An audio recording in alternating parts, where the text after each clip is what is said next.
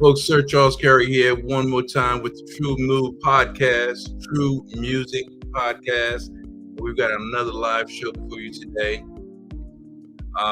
You ever run into somebody that you don't know at all, only to find out that you've got so much in common? Well, that's who our guest is today. That's how my guest came across to me in such a fashion as that. I didn't know her from nowhere. We're both professionals, and we in the speaking arena and the writing arena. We're authors, we're speakers, we're coaches and panelists, and we met, and it was just amazing to find out how many things we have and had in common, from our profession to our residence to where we came from. I mean, thing after thing after thing, and that's just an amazing energy, I guess you could say. So I'm going to present to some and introduce to others our guest today. She is a speaker. She is an author. She is a coach. She's done so many things, but today it's all about music on the TRU-MU podcast. So let me bring her up so you can meet her as well. Tawanda. Hey, hey, how are you, Sir Charles? Oh, I'm great. I'm great. Just trying to be part of the energy. How you? Yes, I'm well. I'm well. Thank you for having me on. Yeah, I'm glad you were available. There's so much going on. I know for myself as well as you, because when you're an entrepreneur, you got to make things happen. Yes. And I was just saying that it's kind of amazing when you meet someone and you just have no idea who they are, but only to find out that you've got so many different things in common. I was Yeah. like, wow. So when we met, last year, whenever that was at the Congressional Black Caucus, I believe, Yes. only to find out that you're a speaker, I'm a speaker, you're an author, I'm an author, you're a coach. I'm like, come on, stop playing. And then to find out we're from some of the same neighborhoods, I'm like, man, you got to be kidding me. So it's definitely been interesting meeting you and finding out all the different things that you do and all the things that you're about. So I want to stay in order. I got a little bit of a structure here. Okay. I want to ask you to tell the audience a little bit about yourself, but let me make sure that I'm doing things right, okay? Got to put my specs on. Yes. Yes. Oh man, I ain't gonna lie. There's so many times I'm trying to do stuff and I know I can't see, and I'm like, why didn't you just keep your glasses on, right? All right. So the podcast is all about music. True Music Podcast. That's what TRU-MU stands for, and we enjoy all things music because it's about the creativity. It's about the innovation, and most musicians or artists, creatives, whatever they are, or whatever they like to call themselves, enjoy the process of being creative. I know I do, and I'm sure that you do as well. So, without any further delay, I want you to tell us a little bit about the other side of the mic. Tell them a little bit about what you do as a speaker, but then we're going to flip the script and go on the other side of the creative brain. Okay. Well, like you said, all things creative. I love, love, love, love it. And it's funny because I think, some of it stems from having been an only child and had to create my own world in my room, right? And so that room was my stage. It was my space to explore and to tap into just all the creative energy. And then as I matured, I found outlets for that. Always sang in the children's choir, the youth choir. I participated in the plays and the fashion shows and all the things at the church as a youth. And it's interesting because I didn't do a lot in school creatively because I was on an honors track, and somebody decided that if you one, you couldn't be the other. So that's a whole other conversation. But anyway, so I was on that track, so I didn't do a lot of that in school, and dabbled a little bit in college. So it really wasn't until I got into my later 20s, that So I just really started. I'm sorry. so just a few years ago. Just a few years ago, or maybe a few years before a few years ago. Anywho, but began to explore, even more options and discovered other things that I could do. I know you mentioned that I'm a coach and an author. So yes, I've written several books and okay, 8. And just to mention a few. And I've also used my writing with theater. So Well, it gave me so talk about that a little bit because you have actress. Is it a playwright or screenwrite? I'm a playwright. Playwright and actress, right? Yes. Okay. Talk a little So bit about that. okay, so yes, so I've written and produced and directed two theatrical productions, two gospel theatrical productions, and but what I also did was I wrote the music for it, Ah, and so it's interesting because I don't write music in the typical sense, to right. sit down to a piano.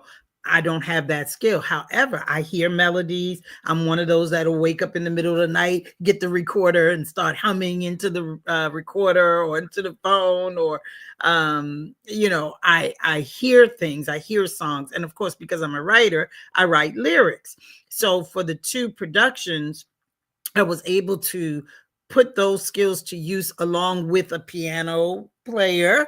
So I could say, da da da da da da, and he would play da da da da da da. I was going to ask you, how did you go about that? Because I Da know da da da da da. singer-songwriters are phenomenal beings, even though they may not be the typical musician. So yeah, Right, right. And it's funny because because I've been singing, so I know chords and I know what background should sound like. I have some skin in that game, but I would understand. I would say, okay, repeat that or invert that or go back up the scale that way. That those types of things I know enough to say or to identify. right, And right. so that process was so fulfilling for me because it was a different side of music, right? Right. Well, what was really phenomenal was to hear a band play my little da da da da So da. did you get a chance to have it like recorded video or something? Yes, but recording for evaluation purposes only, not Okay. but I Oh, did that's get okay. to. Yes, I do have recording of it, and as a matter of fact, this was back when CDs were really a thing, and so like I have a CD of the music part of it, that can serve as a track or to sing along with or Nice. whatever. But hearing the band playing my song, like my dee dee dee dee, it's indescribable. I can't even. And the first show that I did, the band was keyboard, bass, drums, the Okay. and sax. The second production had a 7-piece band. So it had, Nice. oh man, so it had all the fillers, percussion and guitar and bass, and so to hear what was in my head and to see people playing it and to hear people playing it was just amazing. So let me ask you this. How long did it take to put the first production together? Oh my. Ooh. Um Like a this was a couple of while weeks, back. a couple of months? I'll say a couple of months. This was that first production was actually in '08, and then we did it again in '09, and then the next production was 2012. So how And long did it take so the second production to be put together since you had experience from the first one? geez. Like Let's months see. or Yeah, it was a few months because, well, and the other thing is because I wrote it and I was the director and the producer of it, and also I was working with it for a long time. The actual rehearsals and all of that was about 8 weeks. It's typically 8 weeks for non-professional no, musical that's production okay though. But see, is. I'm sure there's so much that you learned in that process where, and I don't know who's going to hear this, but people that are creatives and they shy away from their creativity because they feel or figure that I can't play piano or I can't play an instrument. You're living proof that it can still be done. Let me tell you this. It was so like I what I did was, like went through the script, made a song list of, where I felt music should go, right? Right. Okay, this character is going to sing, this one's going to do a duet or whatever. Then I went back and I thought, well, what kind of feel do I want? This one to have a Caribbean feel, this one to be sort of a rap vibe, this one to be a R&B love vibe, this one to be very gospel or whatever. And then I filled in the blanks from there. And like I said, I would wake up in the middle of the night and I would have that da da da da in my head. But what is interesting is, God brings you all of what you need when you need it. So I would say that before that process, I didn't know I could do that, right? Okay. Maybe messing around here and there, I might hear a song in my heart or whatever. But it was when it was needed, what I needed was there. Right. And working with the two musicians that I worked with, two different ones for each production, they were just phenomenal. I mean, we would go in a little room. The one young man, he was out at Bowie State, and that's where I did my master's, and I had done some theater with those folks, so that's how I got to meet him. And we would go into this little small practice room with a piano and a notebook, and we would just go at it, Yeah, and yeah. oh man, and it was just that process was indescribable. So I would say, if you have an idea, start taking the steps, the rest of it will find you. Wow, that's amazing. Folks, if you're just joining us, we're speaking with Tawanda Prince, entrepreneur extraordinaire, I'd say, because she wears and has worn so many different hats on both sides of the stage or the platform, I would say, from speaker, coach, author to performer, playwright, actress, director, So do not take it lightly and do not take your gifts lightly, because she is living proof that if you want a thing bad enough, you can have it. And it doesn't have to be a formal approach. Just take your time and think it through, and you can make it happen. If it can happen for her, it can happen for you. Would that make good sense? Yes, and also too, I want to add in. I don't know if you know, I'm a drummer. Yeah, I was going to ask you about that. Yeah. Now, So where did you pick up your drumming or your percussion background? okay, so I've always wanted to play the drums, and my daddy said, "Girls don't play drums. Either you play piano or violin or nothing." So I said, "Well, nothing. I don't want to play anything." But when I was in my early 20s, I worked for New York City Housing Authority summer program, Okay. and they Yeah. had a drum and bugle corps. Okay. So that came out of the same office that I was working in. So the Right. guy gave me a set of sticks, and he showed me like the 7 basic rudiments, You play paradiddle, paradiddle? flamadiddle, right, flam, And I would just kind of tap, tap, tap, tap, tap on a phone book or whatever. Oh, for those of you that don't know what a phone book is, Right, it right, used to right. be this thick book, and but that's all I knew. And then fast forward maybe a good 8 years or so, whatever it was. I was at church one day, and we had this young drummer guy, and I went over to him and I said, "Teach me how to play this thing." And Ah, he said, "Well, I'll show you something." So he showed me a little ditty. I call him a ditty, and it was this little rhythm and then a fill. Da-da-da-da-da-da-da-da. And I sat down. Honestly, it was like God anointed my hands and my feet, because when you play the drums, each hand and each foot is doing something different. right. So it's not just bang, bang, bang, right? You have to really have some coordination going on there. Something happened, and I could play what he played. Okay. And so I Did he played did he around with did he, that. did he fall out? Huh? Did he I'll shock? tell you what happened. No, so I did that or whatever. And it was either the next week or the following week. He did not come back to church. Really? So guess who became the drummer? Whoa, And really? I was very basic, but what I would do was, every time we would visit a church or I would go somewhere else, I would always sit near the drummer, and I would try to pick up some little trick, some little ting, ting, ting, something to enhance what I had. I had the basic thing down, and I could do a little, Yeah, but yeah. that's how I learned. I picked up, because it was all in my spirit anyway. And so That's how that came about. So I'm so And curious. What did you ever meet the other guy or see him again ever? yes, as a matter of fact, he played last year at my mom's funeral. He eventually came back to the church. We're talking, this was at the time I was, I think, maybe 28 or something like this. So we're talking decades ago. And and so he went on, to do whatever he did, but he came back to the church, and he he plays for special occasions and blah blah blah.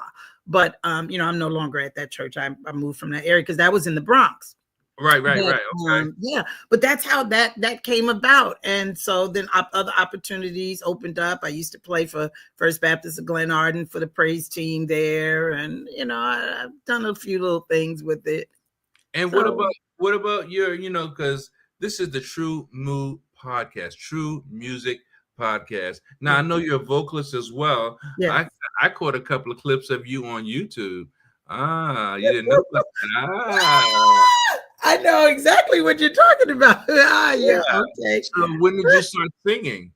So I always sang, like I said, children's choir, youth choir, and I've always had this sort of heavy voice, and so which wasn't cool as a little girl,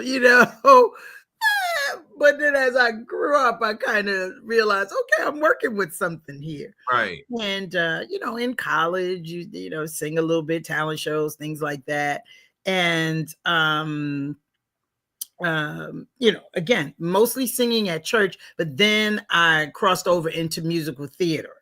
Okay. And I guess the first big production, if you will, where I sang was in The Wiz. I played Eveline at Bowie State. And from then on, I just continued to do theater and sing and do things. And I'm thinking about, that whole journey of creativity, how sometimes we do talent shows or we want to audition for things, and I kind of got a love-hate feeling or relationship with talent shows. I kind of felt like I knew I could sing and I would sing, and then I'm like, but why do I always want to put myself in front of someone to judge me, to tell me if I'm good or not, or if I can win? And I started kind of resenting the whole talent show type thing as a young guy. And when I got my band, I was like just so full of like, yeah, I don't need to prove that I could do this and prove that I could do that. But I do understand it is a part of the nurturing process and the developmental process of becoming an artist, regardless to what type of artist. So right. And I wasn't looking to pursue a singing or musical career. This is really a hobby thing for me. I mean, obviously I do some things, I get paid for some things or whatever, but I wasn't looking to become the next Stephanie Mills or whatever. Right.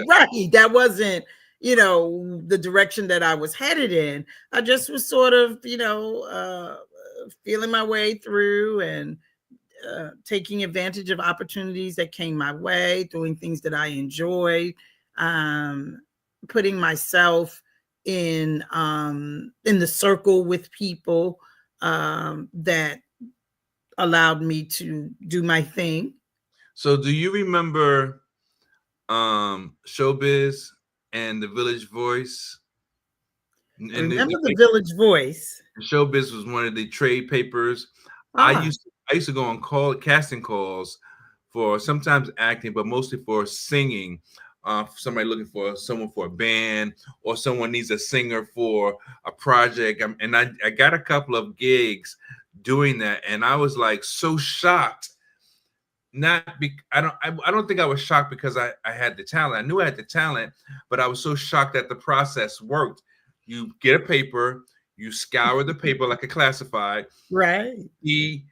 Someone says looking for a vocalist, and they give you the type of vocalist they want, or they may say soul, R&B, whatever. And then you call them up, and then you go down there and maybe sing a little something, and they be like, yeah. And then they want to hire you. And I was like, oh, wow. So knowing that the process actually worked was very inspiring for me. Did you ever go any go on any casting calls coming up? Not like that. There's only one I went to a Broadway audition for Bringing the Noise, Bringing the Funk. That I don't sounds know. familiar. What It was a phenomenal play. Savion Glover was in that, is that and with the trash cans? no, that's well, yeah, they might have had trash cans in that one too. There's another one that did that, but this Okay. particular one, it was the tap dancers. It was a lot of Oh, tap dancing, so you and tap as well? no, no, no, no, no, I don't do that. But there was only one female role, so it was one character called the Voice, and I went for it. I didn't necessarily think, okay, I'm gonna get it, but it's my shot as well as anybody else's. But just having that experience was very interesting. And I was living in Maryland at the time, and I went up to New York for the audition, and went through all the paces, so I truly understand what that's like, and it was very intense. Lots of people trying for that one role, and it was, Oh, but that's it was a great amazing. experience. It was a Now, great experience. let me ask you this. I watch, I'm like a YouTube addict. I watch podcasts. I watch DIY stuff. I watch um nature stuff, all Mhm. kinds of stuff. But I like podcasts, music podcasts most importantly, and I like success and survivor stories. So I watch a lot of things along those lines. So I'm always engaged with how someone maybe have gotten lost in the woods and they found their way out, or they were rescued, or when it comes to music, the journey that different artists from the past and even from current artists have taken and what some of their experiences are. Are you a podcast person at all? I don't do a lot of that, but it's something that's been on my list. And it's funny that you talk about, the survival stories or whatever. We both have one.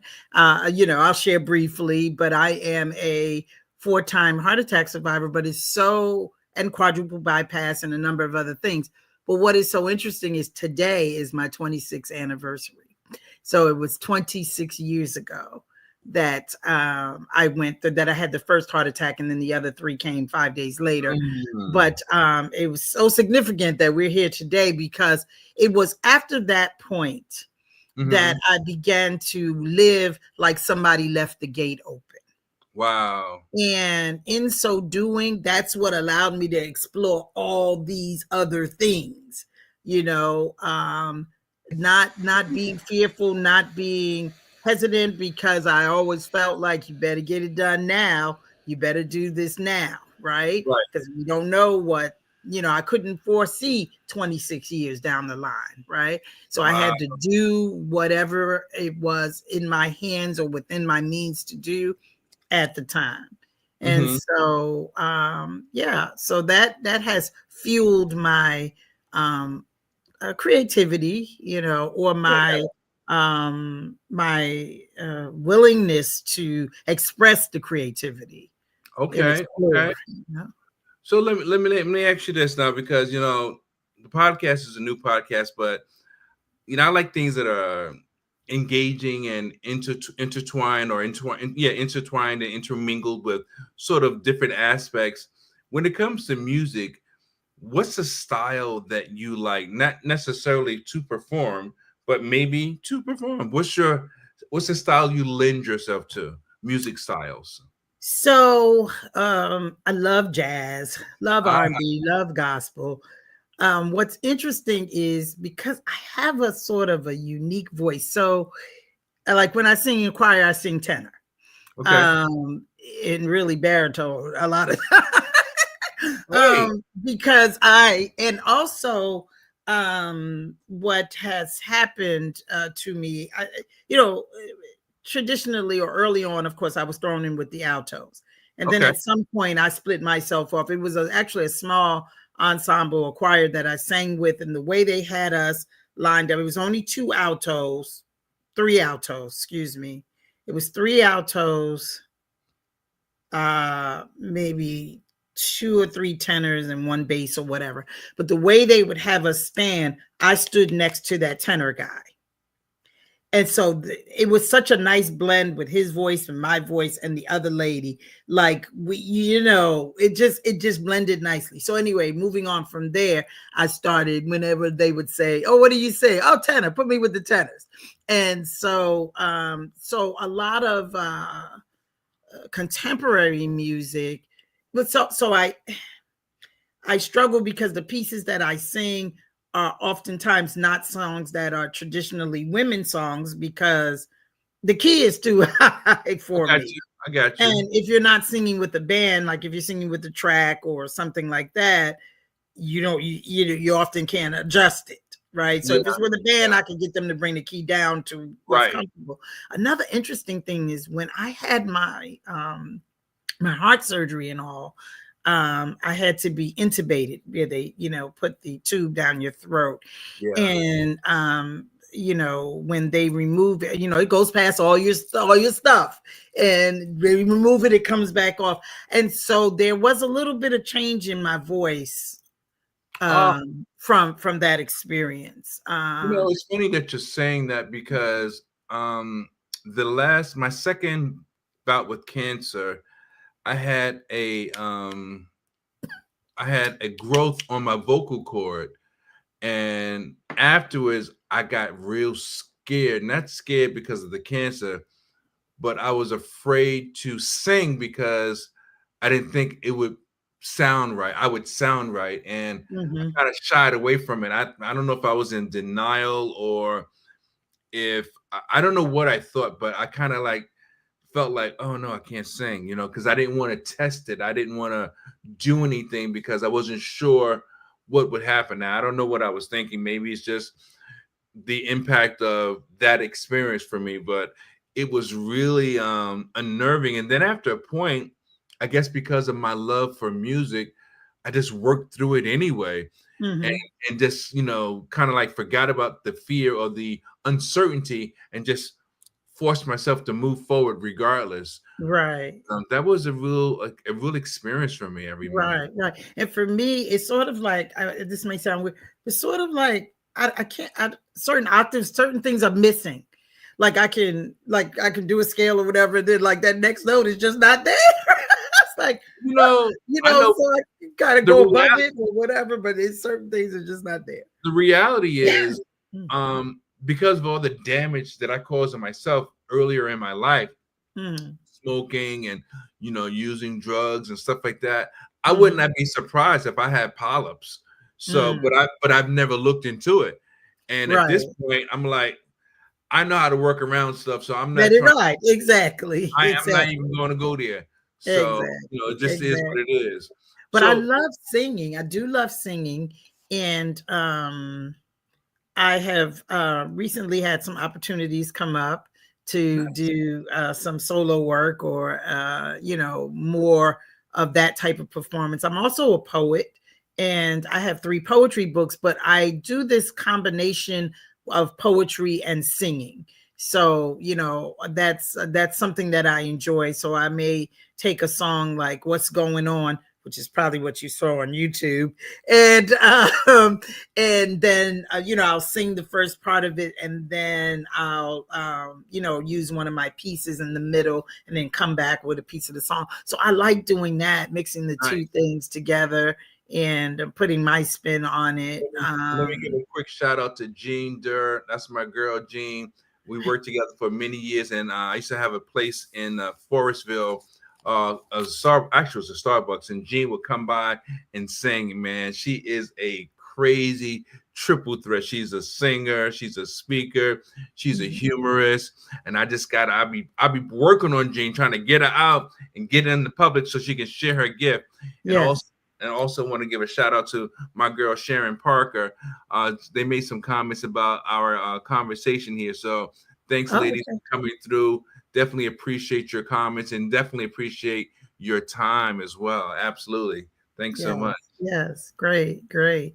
So I'm grateful that I have these different arenas that I can play in. But sometimes, I get distracted because you can only work on so many things at one time, Yes, So it's like, you get well, it. okay, I'm writing a book right now. I don't have time to do a play, but okay, well, I'm doing a play right now. Don't have time to create, something else. And, I'm also a Totally visual get it. artist too. So I paint and things like that came about during the pandemic, when we were all shut down and shut up in the house. I So took so up so doing look. something. So let me push the issue a little bit more. I know you like jazz, you like gospel. Now, regardless of what style, are Mhm. there any groups? Now, there's a difference between a group and a band, right? So I'm not Yeah. trying to sound crazy, but are there any groups that you particularly like?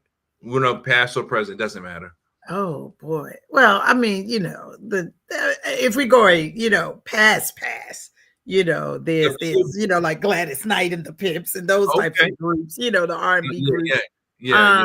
Um, Currently, I have quite a few friends in the industry. And Okay. so I find myself supporting, a lot of the local artists. I go to as many of the things as I can, spur of the moment, Kevin Jackson, Brian Lanier, Craig Alston, friends with Mesa, these people, I go to a lot of those things. I go to a lot of the jazz fests and, Okay. so, Have you ever they gone down to Westminster in Southwest? you know what? Now that has been on my list, and I am ashamed to say that I have not gotten down there yet. But I know Vince, and Vince is down there, Chris isn't he? Evans? Yes, Yeah, yeah. and yeah, I know Vince, and he used to do a workshop at his house for singers, and I had attended that a couple of times. This was many years ago, and I got a chance to play drums with Vince Ah, at nice. Vince is uh, awesome. I mean, I love Vince. oh, Vince is a he's great guy. phenomenal. At it was, I think, First Baptist of Deanwood, and they had a Women's Day. So a lot of times I get called for Women's Day gigs because I was a women drummer. Nice. So I got a chance to play with him one time. So that was like, oh, I'm excited. Vince would back Uh, me up sometimes when I go down there to do maybe Everything Must Change or oh whatever. yeah, Yeah, oh yeah. yeah, I love yeah. his playing style also. Yes, and he has a nice touch. I'm into the touch. There's a difference. There's skill and then there's touch.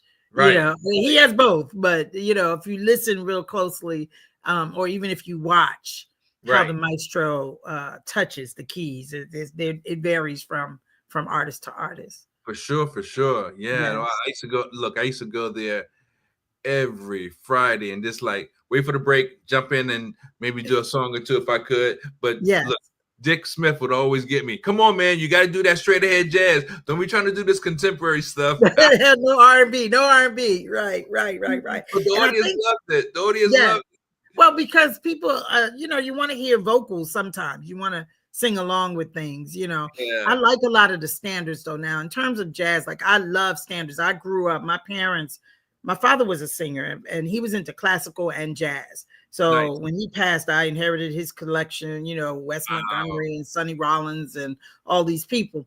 But I grew up on all those classics. My mother loved, they loved Nancy Wilson, Gloria Lynn, Uh-huh. those types of singers. And so I grew up not only hearing it, but my phrasing and things, I Oh think wow. resembles Nancy what I Wilson was know, awesome. Nancy you Wilson was know. awesome. I tell Yeah, you. I mean, I'm not comparing myself to Nancy, please. No, I no, no, definitely no. not. Well, I'm saying, but just the feeling, and the But that I was a just look. That was a she came from and the artist her Lou Rawls, Eartha Kitt. They were from a time when professionals did their thing with a certain je ne sais quoi, a certain care. yes, And I yes. watched them religiously. I mean, Sammy Davis Jr., Nat King Cole, Lou Rawls, I mean, Dean Martin. Oh, man. All of those folks. It's All for those fun. guys. Yes, yes. Funny little story, but in college I pledged a sorority and they nicknamed me Sammy Davis Jr. because they said I was the entertainer. Okay. So Hey. that was my nickname was Sammy Davis Jr. Some of them still call me Sammy from that, but it's true because he was so well rounded. He did it Man, all, Sammy could juggle, he could do stand up, he could act, he could play drums, he could play Yes, trumpet, he could yes, sing, he could yes. dance. I mean, Sammy never ran out of work. No, he didn't. He didn't. He I definitely mean, I did not. remember seeing a man called Adam, and I was a little guy, but I just knew it was Sammy Davis Jr. I didn't know what the story's about, but I had to go see it because it was him. And at Right, that right, time, there weren't a lot of us in the limelight, you right, know. right. So, But he was able to infiltrate past color lines, and that was great. yeah. But yeah, so I love standards. I love Oh, yeah. those classic tunes. They never grow old. As a matter of fact, there's a group here in Baltimore, and they meet once a week at the community center in Randallstown on Tuesdays, actually. But they it's a workshop, community workshop, and it's musicians, a lot of the old cat. I call them the old cats, come and they play. There's a few vocalists, and we play only the standards, And Okay. so we're doing Take the A Train and Satin Doll Yeah, and yeah, yeah, yeah, Summertime yeah. and all those things. And I just absolutely love All that it. good stuff. Absolutely Yeah. love Well, look, I know you're going to be joining us in March at the it. True Lovers Tour, and I'm excited about it. The last time I did a show there, well, I went to an open mic there, which Mhm. thank you for so much for coming to support. I Yes. didn't know what to expect, but that was a pretty nice event. But prior to Mhm. that open mic, I did my own show there, album release and listening party, and that was like packed. People came out. In fact, Gene came, Sharon came. They were just on the making comments here on our Yes. broadcast. But I mean, it's a wonderful place, and I'm looking forward to seeing you do your thing. We're gonna have a great lineup with myself and Carl T. Smith, who's also from the Bronx. Um, Uh-huh. so the band Soul City Collective, John R. Lewis, Smoke D from Washington D.C., and yours truly, Tawanda Prince. So we're looking forward to this event on March 21st. So come on Yes. out, y'all. Come get your tickets. Go to Sir Charles Carey. In fact, the trailer has got the website. Go to the website, get your tickets. It's only $20. There will be refreshments. We're gonna go all out again. If you like true R&B, romance, ballads, you're gonna get an earful because that's what it's all about at the True Lovers Tour, and I'm just excited. So yeah, but there's just so much to do and so much going on. Do you have any other events coming up prior to the 21st of March? Not at this time. I recently auditioned for a couple of productions, so I'm waiting for the results of those, but those wouldn't be until June. One is in May, one is in June. Just depends on, if I get those or which one or whatever. Nice. And got a new book that just came out. So I'm going to be launching that, doing it like an official launch book party sometime in February, but I don't have all those details together yet. I So got you. I got you. That's all good. That's all good. just But always keep the wheels turning. so how can people contact you in regards to if they need a drummer, they need a singer, they need a speaker, how can people contact you? Okay, so my website is always available, and that's tawandaprince.com. That's TAWANDA Prince, PRINCE.com. And they can reach me on Facebook too. And it's Tawanda Brathwaite Prince on Facebook. There's a few Tawanda Princes, which how I don't know. But anyway, Tawanda Brathwaite Prince, that's me, and you'll see my face there, and so those are, there she is. Okay. There she is. Yeah. So by all means, folks, check her out if you need it for whatever type of an event. But we definitely would love for you to come on out to the True Lovers Tour.